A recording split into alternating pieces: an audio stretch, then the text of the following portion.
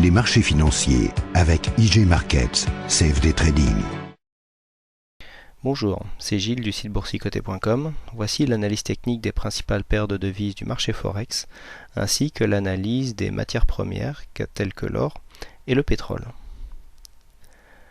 Avec aujourd'hui une continuité du mouvement baissier pour l'euro-dollar, puisque nous avons marqué un plus haut ici sur la zone des 1,4450 et pour venir continuer le mouvement baissier. Sauf que si nous traçons une résistance baissière qui est portée par les précédents plus hauts que nous avons ici, donc nous avons 4 points de contact au niveau de la première phase de consolidation, et bien nous apercevons que cette droite a été cassée dès l'ouverture dans la nuit, avec un retour sur cette zone baissière, mais cette fois-ci en tant que support. Ce retournement donc pourrait très bien, alors cette phase pourrait très bien s'apparenter à un début de retournement, d'autant plus que si on considère ces deux plus bas, que je peux vous tracer ici avec une droite, voilà, nous pouvons nous apercevoir qu'en fait il constitue une légère divergence haussière, puisque nous le voyons ici au niveau du MACD, eh bien les plus bas sont montants. On peut le voir aussi au niveau du stochastique. Voilà, on voit très bien ici que le plus bas remonte légèrement par rapport au premier. Donc voilà pour le stochastique. Et donc pour le RSI, voilà, nous avons un plus bas, ici des plus bas qui remontent légèrement donc par rapport aux deux plus bas que nous avons ici. Donc je vais vous refaire voir au niveau des cotations, voilà, alors que les plus bas ici descendent. Donc il s'agit d'une légère divergence, divergence haussière, donc, puisque ça tendrait, comme les indicateurs sont haussiers alors que la tendance est baissière, tendrait à vouloir nous faire dire que eh bien, ce mouvement de consolidation serait en phase d'essoufflement. Donc il faudra guetter un signal de retournement qui pourrait venir par rapport à cette phase baissière, nous marquer ici une zone de mouvement technique, donc un rebond technique à prévoir sur l'euro-dollar. On passe tout de suite au câble, donc livre sterling contre dollar américain, pour constater que nous sommes toujours dans ce mouvement de consolidation en léger biseau, puisque la droite que nous avions tracée ici, d'ailleurs le mouvement tente à converger légèrement plus, puisqu'ici, si nous prenons la droite, nous apercevons que maintenant, le mouvement correspond plus, voilà, à une forme de biseau comme cela, ce qui nous donne un biseau légèrement plus convergent, et donc, en général, biseau baissier nous donnerait en cas de cassure de la résistance baissière que nous avons là, une sortie haussière avec une possibilité de remonter dans un premier temps au contact des 1,6450 et puis pourquoi pas tenter une cassure. Au point de vue des indicateurs, nous avons une divergence haussière qui s'est mise en place sur le MACD qui n'est pas très visible sur les autres indicateurs. Donc attention, pour l'instant le mouvement tente à s'essouffler. On n'a pas des volumes qui nous permettent de voir, je rappelle que sur le Forex, les volumes sont beaucoup moins fiables que sur le marché action, le marché Forex n'étant pas un marché centralisé. Donc on n'a pas les volumes qui pourraient nous permettre de confirmer ou d'infirmer cette formation en biseau. Donc on fera confiance aux cotations et donc aux indicateurs. Une sortie haussière donc de cette résistance baissière pourrait nous emmener dans une fin de mouvement baissier avec un possible rebond technique, et lorsque l'on voit ici le support que nous avons à 1,6450, on pourrait très bien venir au contact de cette zone. Alors après, soit cette zone devient résistance et dans ce cas-là on confirme la suite du mouvement baissier. Je rappelle que le biseau ici crée un mouvement technique, mais ensuite peut très bien confirmer par la suite le mouvement baissier. Ou alors si on arrive à casser ici cette zone des 1,6450, dans ce cas-là on remonterait en direction des 1,6580. Le dollar yen confirme donc sa sortie de mouvement baissier, puisque suite à la cassure vendredi de la résistance que nous avions tracée, eh bien on commence à s'inscrire dans un mouvement horizontal. Alors attention, on voit des indicateurs comme le stochastique et le MACD qui nous annonceraient un retour d'un mouvement baissier. Donc on serait là sur une zone d'ailleurs oui c'est vrai que je ne l'ai pas tracé, on serait là dans une zone de résistance qui plus est correspond à un ancien support, puisque l'on voit bien ici.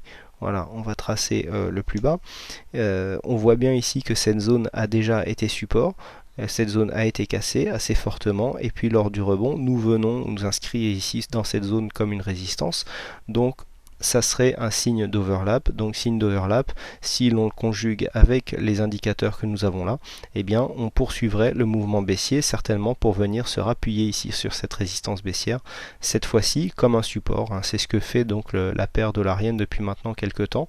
Ici hop, on sort du trend et on vient se rappuyer ici, on transforme la résistance en support. Là ici on l'a fait, hop, on a rechangé aussi. Là on vient chercher un support. Là, on vient rechercher le support et hop, on continue. Pour l'instant, c'est ce que le dollar yen fait depuis quelques temps, donc en s'inscrivant dans un mouvement un peu plus long terme, dans vraiment un mouvement baissier, puisqu'on voit les plus hauts sont toujours de plus en plus bas, ainsi que les plus bas. Donc pour l'instant, continuité du mouvement. On passe tout de suite aux matières premières et à l'or. L'or qui confirme sa cassure de consolidation, puisque nous avions tracé, alors oui c'est vrai que je vous les avais enlevés, voilà, on va retracer un Fibonacci pour confirmer le mouvement, et donc nous apercevons que l'or avait quasiment avait dépassé en fait les 61,8, mais là est en train de casser donc le mouvement de consolidation. Donc on pourrait avoir dans ce cas là une invalidation de la théorie de Fibonacci, puisqu'en général quand on casse le 61,8 on s'attend plus à retracer l'intégralité de la tendance. Là pour l'instant on aurait une invalidation, puisque vous voyez ce beau mouvement de retournement, puisqu'on a ici les deux indicateurs qui nous annoncent une survente marquée, avec un beau retournement du MACD, avec une belle dynamique, on le voit bien au niveau des histogrammes, qui correspond tout à fait à une sortie. Et donc là encore une fois un mouvement de retournement de surachat, survente. Je rappelle que j'utilise beaucoup le MACD pour détecter les retournements.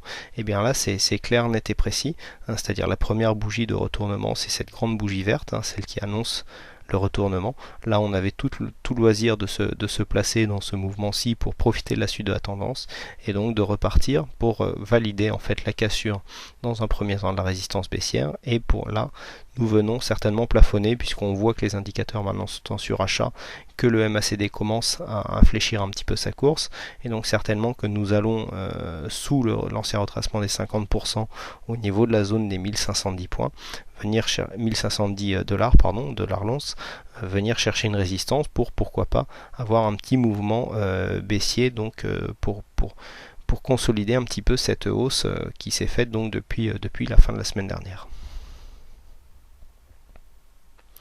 On termine donc avec le pétrole qui donc se calme, puisque suite à la forte baisse enregistrée la semaine dernière, on est maintenant dans un mouvement d'oscillation. Vous voyez, on avait ici un mouvement de consolidation suite à une chute. On voit les indicateurs qui remontent, qui sortent de la zone de survente. Donc on est dans une phase de consolidation horizontale. Pour l'instant la tendance est largement baissière, puisque si l'on trace ici la résistance qui correspond au mouvement, eh bien nous apercevons que nous n'avons pas encore cassé cette zone de résistance. On voit que les bougies ici, les bougies viennent bien marquer cette résistance, puisque nous avons 4 points de contact francs minimum, voire même un cinquième ici, et donc on voit que tant que cette résistance baissière ne sera pas dépassée, eh bien nous serons toujours dans un mouvement baissier ici. Donc première valeur à dépasser, donc c'est les 102 $ le baril pour le WTI. On est sur le brut léger américain, avec à terme, pour reprendre le mouvement haussier de fond, puisque je rappelle que le pétrole, non, on ne peut pas, oui c'est un contrat futur, donc on ne peut pas aller aussi loin que ce qu'on voudrait. Ici, donc le mouvement quand même est haussier sur le long terme, et donc pour continuer dans ce mouvement haussier long terme, il faudrait venir ici casser la résistance baissière, ainsi que la résistance des 104 $ le baril. Du point de vue de la dynamique par rapport aux indicateurs que nous avons, tout reste possible. Donc dans un premier temps, il faudrait casser les 102, puis les 104 pour tenter de repartir sur une dynamique haussière. Voilà ce que l'on peut dire donc sur ces analyses techniques, mais il ne me reste plus qu'à vous souhaiter à toutes et à tous une bonne soirée, bonne chance dans vos trades, et je vous donne rendez-vous dès demain pour de prochaines analyses. Les marchés financiers avec IG Markets, CFD Trading.